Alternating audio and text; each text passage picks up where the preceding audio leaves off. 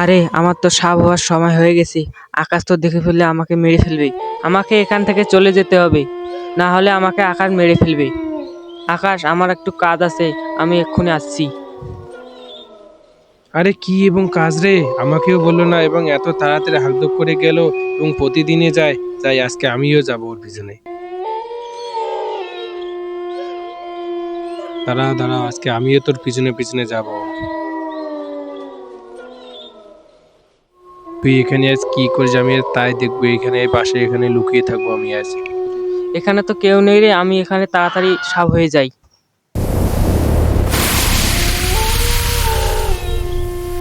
ওরে বাপরে, এ তো একটা বিশাল বড় সাপ হয়ে গেল রে। আমি যাই, সবাইকে গিয়ে আজ বলে দেবো। সবাইকে বলে দেবো। আমি তো সাপ হয়ে গেছি, আকাশ তো দেখে ফেললো। ওকে মারবো না কি করব, সবাই কমেন্টে জানাবেন।